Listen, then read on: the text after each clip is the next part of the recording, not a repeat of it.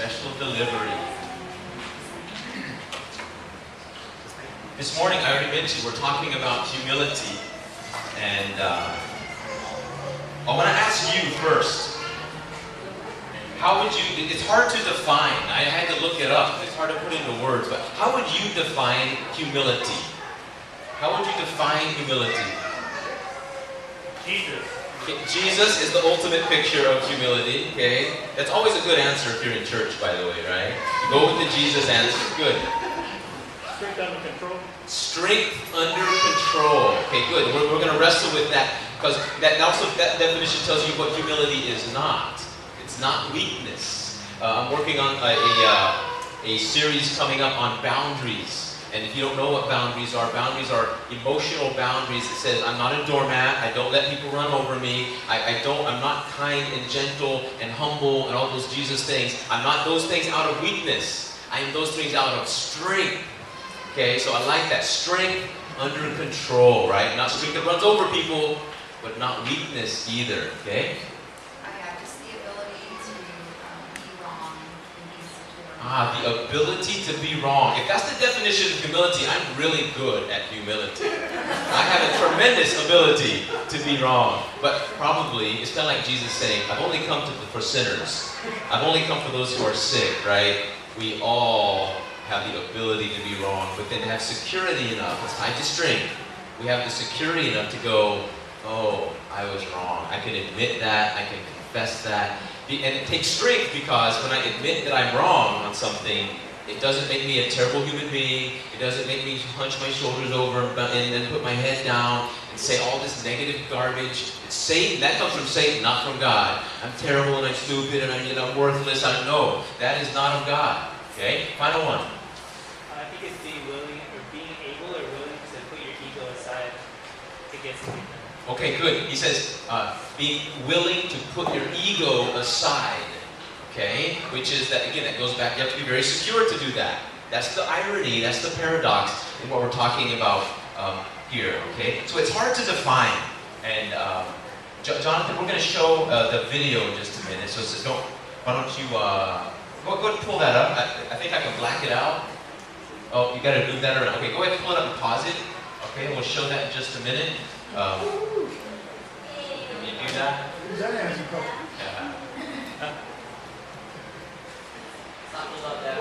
Yeah, pull that one back up. I'll help you out. Yes, we had to do some last minute additions there. Humilify right there. There we go. Get rid of that one and just hold it right there. Perfect. Maximize it. Excellent. Thank you. So in a minute we'll take a look at this. So it's hard to define, isn't it? Right? It's hard to define. Let me give you 3 definitions, kind of working definitions, not very technical ones, but ones that maybe like what we've heard and go, okay, I think I can get a grasp on humility. So it's hard to define. Now, it's not weakness. So sometimes we know the opposite of it. We know arrogance, right? We know arrogance when we see it in ourselves, certainly in other people. Do you work with anyone who's arrogant and prideful and overly strong, right? So you know the bad taste that leaves in your mouth, right? So, but it's not. But sometimes we think the arrogant people always talking about who is the arrogant person's favorite subject? Themselves. Me, right? I am my favorite subject. Sometimes you want to be careful. I'm gonna give you something. Don't be ugly with this now, all right? You can laugh about it, but don't use it. But you want to tell people, right, like whenever they're really into themselves, you can just kind of say, oh, sorry, I'm not as into you as you are. Okay? Now don't use that, because you can't say that with a good heart, okay? But in your mind, you can realize, oh, and that means I don't want to be like that either. So sometimes we see the opposite side. So people that are always talking themselves up. Now, if we're not careful as Christians and as Jesus followers, remember we've been given a new heart, so if you have a softer heart than you used to have, that's proof. Not perfection, but moving in progression in that direction, right? So you have a new heart, so you're softer than that. And we think the opposite of arrogance, talking yourself up, will be talking yourself down. That is not humility. It's not talking yourself down. All those that negative self-talk, again, that doesn't come from God, that comes from the other place. Okay? So don't go there. It's not about a different direction. It's about a different focus. A good definition of humility, this is one I like, one of 3. It says, it's not thinking less of yourself, it's thinking of yourself less. You get that? So it's not direction, talking yourself up and talking yourself down. It's really the focus. It's really saying, because when I'm talking myself up, I'm the focus of my attention. But when I'm talking myself down, I'm still the focus of my attention. So really what it is, it's a combination of a lot of your definitions, kind of setting myself aside where I'm not the focus. And as believers, we've been given a much better focus, right? That we can focus on. That is God, and particularly this, the human example of God in Jesus. And so as we follow Him around, we hear from Him this morning, we kind of get a hint into, wow, look at Him, look at what He did for us. So the first non-technical definition, not thinking less of yourself, just thinking of yourself less. Okay? So you have to be secure about that. As you think of Jesus as the example, tremendous strength and security, yet He humbled Himself. All right? Just a moment, Jordan. I'm going to have you come and read that first verse to us, okay? So get ready for that. Second definition, it's having a modest view of your own importance. Okay? A modest view of your own importance. It doesn't mean that you're not important. Okay? It just means I'm not quite all that. Isn't that how we would say it, right? Okay? My value, I have tremendous value. It just doesn't come from my skill. Because at some point the Lord won't care what I can do well. At some point I won't be as good at those things, if it's athletic ability and those right types of things. So it's not my skill. There's something deeper inside of me where my value comes from. So it can let me be humble about what else I do. Third definition, and we'll move on. It's when you know you have something. It's like a skill or a trait. I was kind of offended. Don mentioned earlier, it's like, yeah, it's something about not having enough hair. I was like, hey, speak for yourself. I have very thick eyebrows. I have plenty hair, all that I need, okay? Third definition has to do with, because in our world, what? You're valuable, you're important if you can do something for us. I hope your marriage is deeper than that. That it's not about, oh, he or she is valuable for me because of what she or he can do for me. I hope it grows out from there and matures beyond that.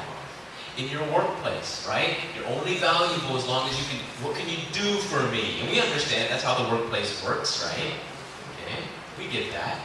But in other relationships, in your human value, particularly at church, at the end of today, I'm going to ask you to apply two things in three places. Two things in three places. The three places are the same. I always ask you, first, apply this in our church, because when we are humble with each other in our church, we make this little oasis in the middle of all the struggles and all that's out there in the world, right? That we come here and it's like, wow, I can put that down because there's humility that reigns here, the humility of Jesus. In your church, in your family, in your homes, don't forget that now, and then also in your workplaces. Okay? Hopefully those are, at church is the least hostile place, it's the most cooperative place. At home, hopefully cooperative, but maybe not everyone's on board there. Maybe everyone's not on board as a believer. At work, I certainly know it's probably the most hostile place to be that. We're going to apply two things in those three places. Our church family, your home family, and at work. Okay? So while we have these three definitions about, the third one. So it's not about your skill, right? Third definition. Humility is when you know you have something in your hands. When someone compliments you, you don't have to run yourself down. We already talked about that, right? It's okay to know who you are, to know that you're good at certain things. So when someone, we're going to practice this, when we talk about boundaries in the future, is practicing saying no. Anne Lamott, Christian author, says, no is a complete sentence. So when someone asks you, can you do more, can you do more, can you do more, can you do more, at some point you say, I'm sorry, no. I can't do that. Can I run over you and take advantage of you and deplete all your energy? You can say, I'm sorry, no. No is a complete sentence. So today, though, we want to say the positive side of that. When someone compliments you, you don't say, no, I'm not. No, it's not. I'm no good at that. Okay? Don't do that. You know why? Because remember, one of the images for God is a father. If you were running and God doesn't like when you run down His children, We apply that a lot when we talk run down other people, right? You already know that's not good. But be sure and apply the same thing to yourself. God doesn't like when you run down his daughter. God doesn't like when you run down his son. So when someone compliments you, everyone practice, would you say, thank you? Everyone practice that? Thank you. When someone compliments you, you just say, thank you. And granted, if you struggle with that, it'll feel awkward coming out of your mouth. You want to say, but not really. No. You just say, thank you, because that person has complimented the son or daughter of the king. So on behalf of the king, thank you is what you say. All right? And then later, give that praise to God. You know how that works, okay? So it's not letting yourself down. So it's not about your skill. So the third definition, when you know you have something in your hands, a skill or a trait, but that thing in your hands doesn't go to your head. That's the difference, okay? If you're good at something, know you're good at it. Praise God for that. Glorify God with that. So keep it in your hands. Just don't let it go to your head. Okay? So I don't know. So maybe in there we have a definition. Maybe the best way to define something is what it is not. Okay? And this is kind of a disease in the world. Let's see if we can pull this up. So we have, there's kind of an epidemic. Doctors are having to take a look at this. Some people actually have their arrogance removed because it's such a struggle. And it just eats at everything that's humble about us. So I found this commercial that talks about this problem that we have. Several symptoms. Maybe you'll recognize them. Maybe even in yourself. Okay, let's play and see. Make sure it's up enough and see if it works. Two illnesses that have reached epidemic proportions today are pridefullitis and opinionation. And many have lost hope. Symptoms include hearing loss, anger, the urge to debate, and delusions of not needing directions. I see pridefullitis every day in my practice. It destroys friendships, marriages, and careers. Sufferers can find it impossible to hear any advice or helpful input. But now there's hope. Introducing Humilify.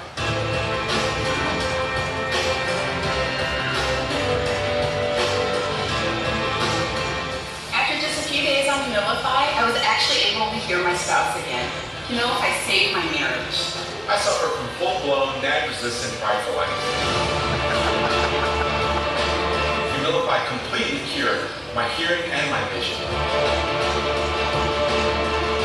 Humilify gave me hope.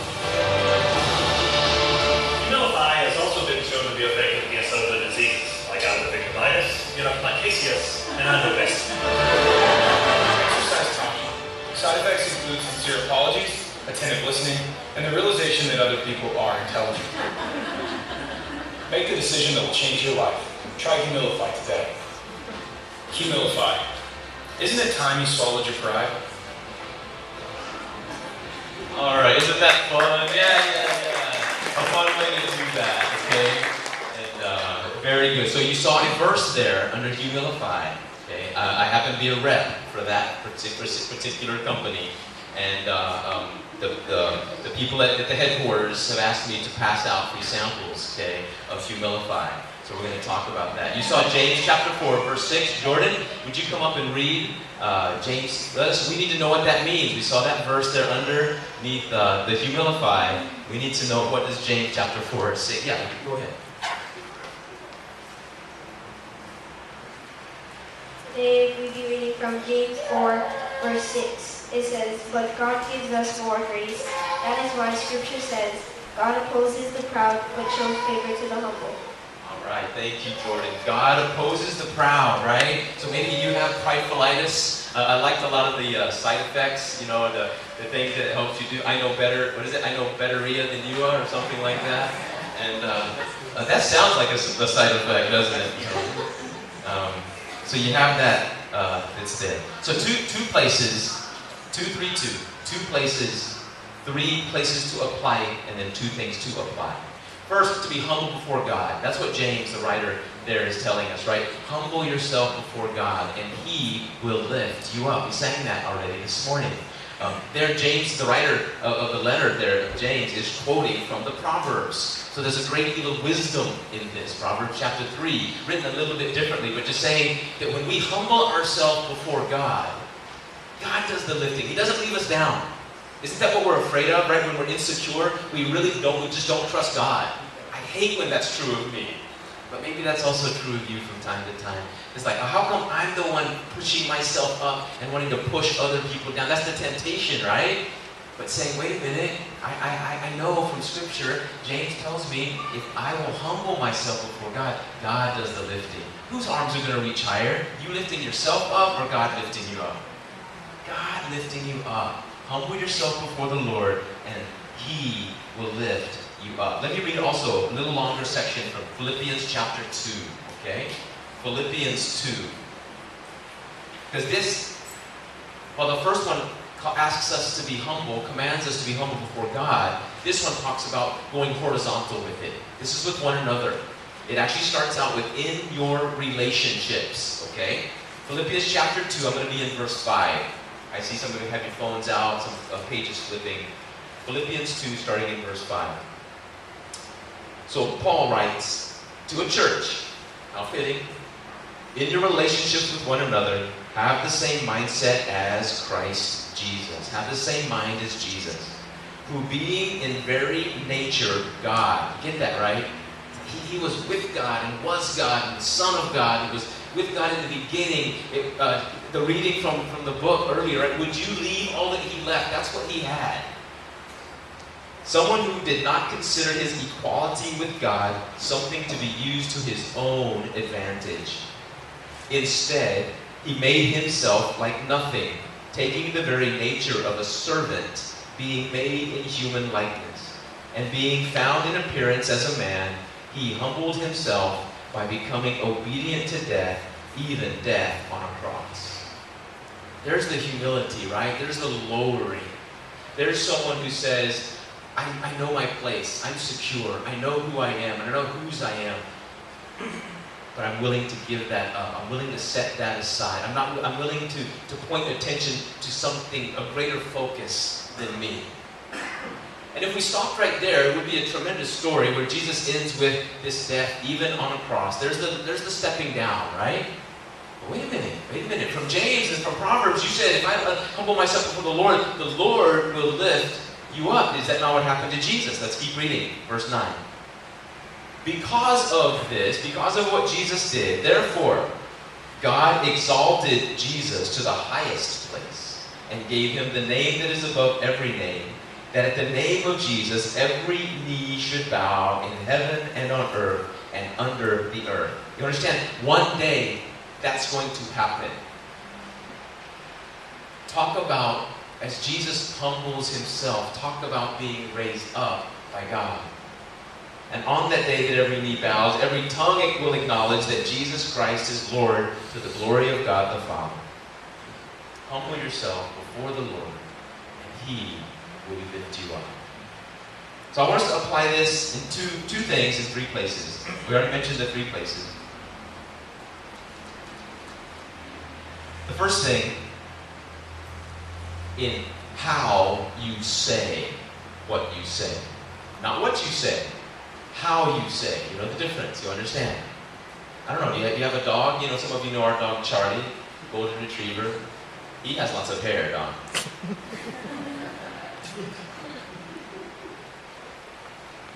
And with Charlie, it's more important how I say instead of what I say. He can come up wagging his tail and I can say, "You're a good boy, Charlie." He goes, his eyes droop and his head goes down, his tail between his legs, and he thinks he's in trouble. Why? I'm telling him good things. Because it's not what I say, it's how I say. He can also walk up to me with tail wagging, slobber coming out of the mouth and happy to see me, and I can say, "You're so stupid. You're the stupidest dog that ever lived." And he'll be wagging me and happy, right? Why? It's not what I say, it's how I say. How are you? You're secure. You're held in the grip of God's grace. You have God's presence upon you. If there's any fault found in you, God doesn't remove himself from you, so it's safe. It's safe, and you're with another group of people who are like, yeah, we get introspective from time to time. We have to, check ourselves and how am I doing in different areas. How are you doing with humility in your words? If you need more encouragement, say, I need more specifics there. David, help me out. Go read the whole letter of James. There are big sections there talking about how the tongue is like a fire, small, but can light the whole forest up, right? Some of you know what fire burning around the house looks like. And recently, right, on the west side. That was started by a tiny, tiny fire. But look what the damage it can do, right? You need more on the tongue, more on the words, go to James. So the thing for this morning, how are you doing in how you say things? In your church, in your home, and in your job. How you say what you say. The second part that lets you know how you're doing as far as humility goes, who you serve. Jesus does some teaching, and one of the things he says is, be really careful who you serve. Like if you throw a banquet and only invite people that you know, or you know what, I'm only going to have like poo-poos at my party, but when I go to their house, I know they go all out. So if I invite them now, I'll probably get invited to their party later, so I get paid back, maybe even a little more. And Jesus says, careful, that's your heart telling on you, right? He says, and he tells this great story about the people who were invited to the party didn't come. They were too busy, can't come to your party. And then so the host of the party tells his servants, well, go out to the street then, and you just go invite anybody who will come. And so the combination of those two stories, a story from Jesus and a teaching from Jesus, what he's teaching there is saying, when you serve people, don't serve people that can pay you back and serve you. You serve people because you're serving me, that's it. You serve people that you go, there's no way that person could ever pay me back. There's no way that person could ever serve me in the same way. I must be. Don't you love this? Because sometimes when you do things and you go, oh, I can't believe I still struggle with that. But every once in a while, I hope you have this too, you do something and you leave going, whoa, that was actually good.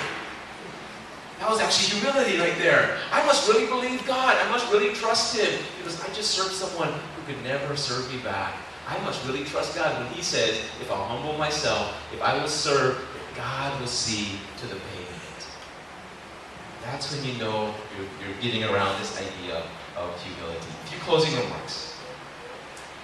Arrogance leads to ugly symptoms, right? Don't make me play the commercial again. Arrogance and pridefulness, they lead to ugly symptoms. But humility is a beautiful thing. In a church, in a home, and at a workplace. I can't help but comment, just as we see, it's something that's lacking in the world, isn't it? Not all athletes, but some athletes, right? They're going to do something good, and not Henry's nephew. But you do something good, and it's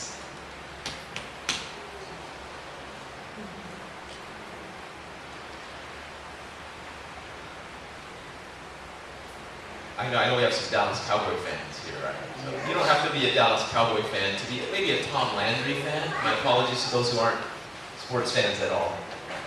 But he was kind of the picture of the classy coach, right?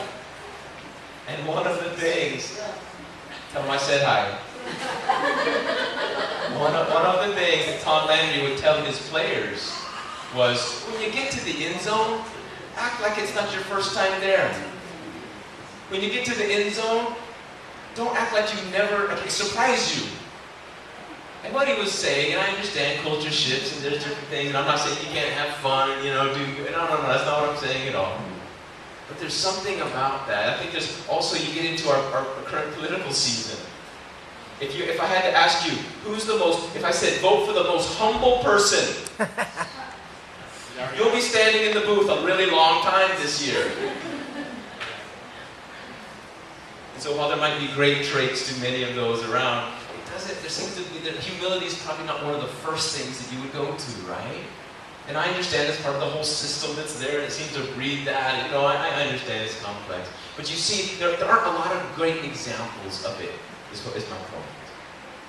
Because humility by definition is quiet. Humility by definition is unassuming. Which is why this is one thing, and I love pointing to when we have modern day examples of humility, but this is one that you kind of have to go back to Kevin's person, right? You have to go back, I don't know, you got to go back to Jesus. So humility is a beautiful thing. We need more of that. Let me end with this blessing. As you humble yourself before God this week, may your Father's loving presence and guidance and assurance lift you up wherever and whenever you need lifting this week.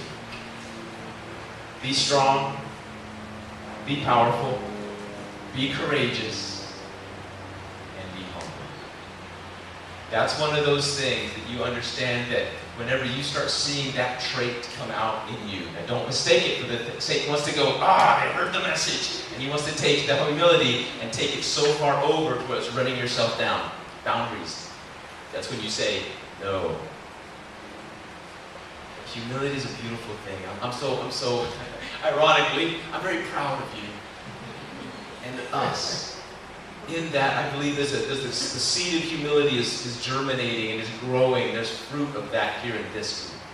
And I see that in you, in your hearts. Keep cultivating that, and by doing that, you become more like Jesus.